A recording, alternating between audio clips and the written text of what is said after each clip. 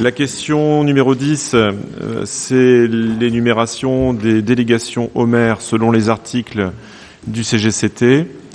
Donc je vous donne de manière assez rapide l'ensemble des arrêtés qui ont été pris dans ce cadre. Donc le 12 décembre, il y a une décision du maire relative à la signature de la modification du contrat numéro 3 pour le marché concernant le réaménagement du centre Abbé Pierre. C'était sur le lot numéro 3, menuiserie extérieure. Le 12 décembre toujours dans le cadre de ces travaux au centre Abbé Pierre, donc un avenant pour le lot numéro 2, menuiserie extérieure. Le 16 décembre, décision du maire relative à la signature du marché relatif aux missions de maîtrise d'œuvre pour la réhabilitation des rues du quartier Saint-Gervais de la commune d'Avranches. Le 19 décembre, donc le 28 juin 2019, un 2 roues a endommagé un poteau de la clôture située impasse du Séminaire. Le montant des réparations s'élève à 736,72 €. Et après recours auprès de la compagnie du tiers responsable, la compagnie d'assurance de la ville propose le remboursement intégral de cette somme.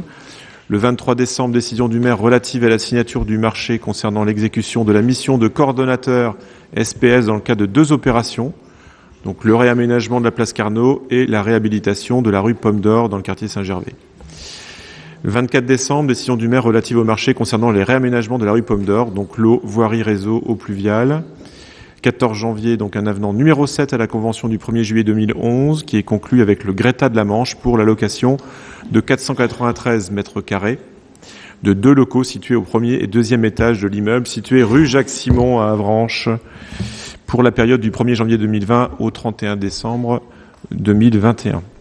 Cette location est consentie moyennant une indemnité mensuelle d'occupation de 2110 €, comprenant un loyer de 1570 €, auquel s'ajoute la somme de 500 € au titre de la participation aux dépenses de fluide.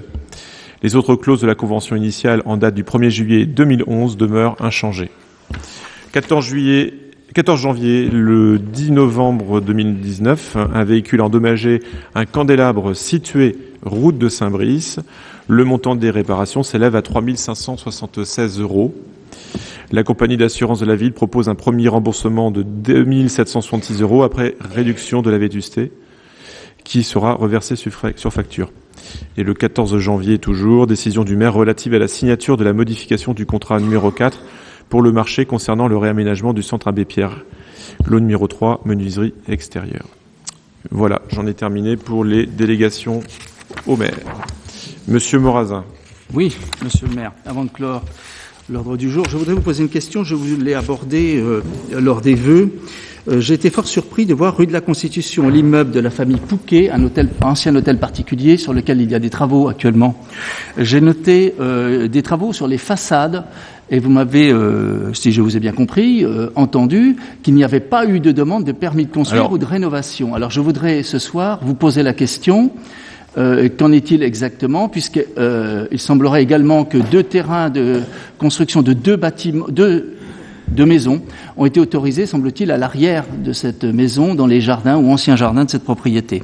Et j'en profite également pour vous demander qu'en est-il actuellement de la situation de la maison qui se situe derrière l'hôtel de ville et sur lequel également il y a eu des difficultés. Je vous remercie, monsieur le maire. Très bien. Alors, concernant ces échanges que nous avons eus le soir des vœux, donc, je vous ai dit que je ne connaissais pas la situation, que j'allais me renseigner. Donc, j'ai vu l'architecte des bâtiments de France avec le service municipal concerné. Or, il se trouve que la demande a été faite en bonne et due forme. Et le projet accepté par l'architecte des bâtiments de France. Je parle de l'immeuble Pouquet. Sur la construction des maisons qui sont à l'arrière, je ne sais pas s'il y a eu un permis de construire de signer, Philippe. Oui. Donc, il y a bien un permis de construire qui a été signé en accord avec l'architecte des bâtiments de France et prends la parole, Philippe, ça va être plus simple.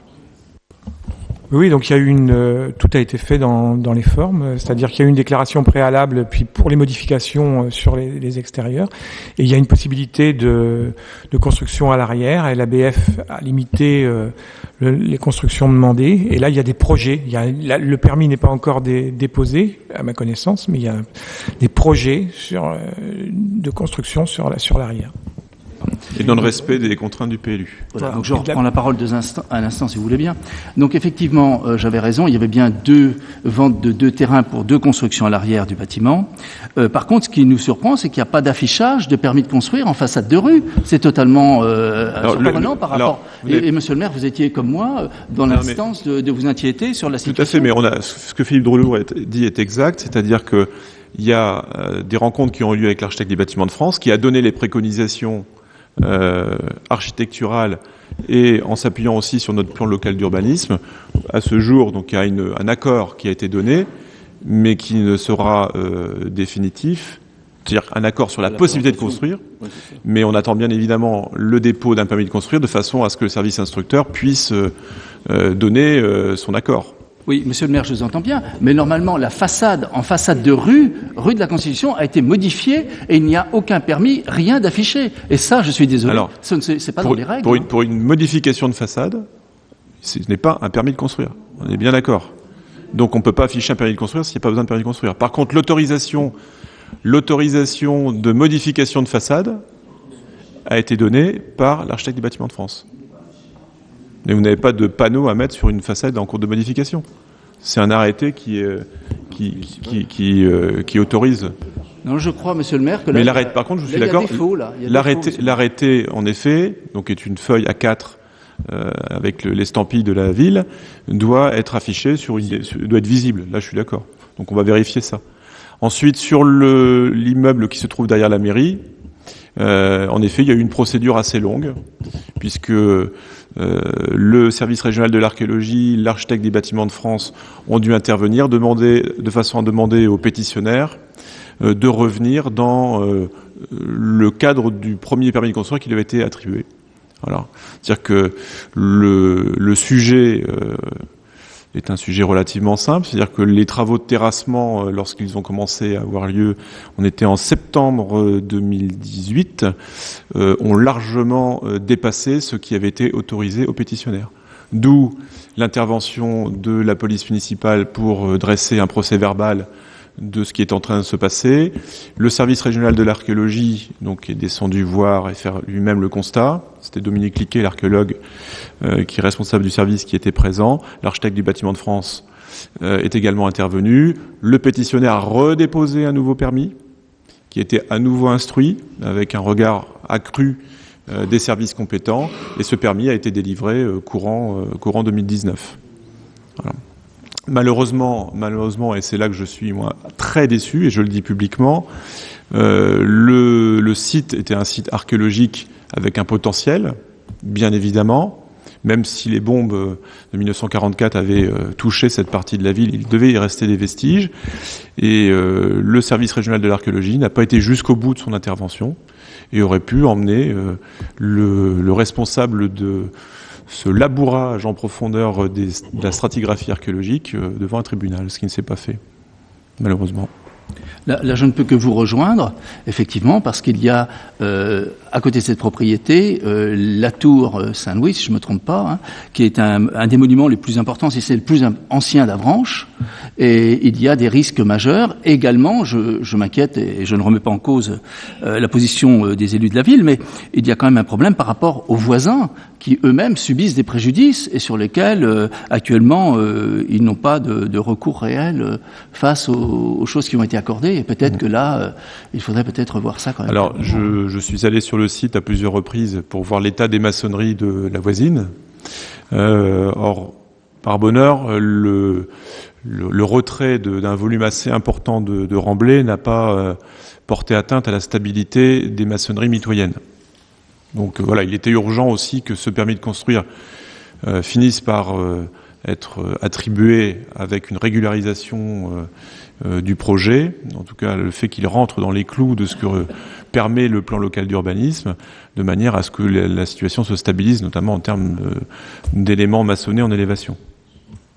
Bon, je vous rejoins encore une fois, mais vu l'amateurisme, si je peux m'exprimer ainsi, du propriétaire face aux dégâts qu'il a causés ou qu'il a failli causer, peut-être qu'il va être sérieux de vérifier et de suivre qu'il respecte bien correctement ce qui est accordé, parce que là, il y a une maçonnerie qui va soutenir une charge importante de terre, et il va falloir effectivement avoir l'œil auprès de nos services pour qu'il n'y ait pas de subtilité par rapport aux travaux et aux engagements qui doivent être tenus. Vous pensez bien, j'ai demandé expressément aux services compétents de veiller à ce que les travaux qui sont en cours soient en parfaite adéquation avec le permis de construire qui a été attribué. Voilà. Écoutez, je vous remercie de votre attention, je vous remercie de votre présence et je vous souhaite une très bonne soirée.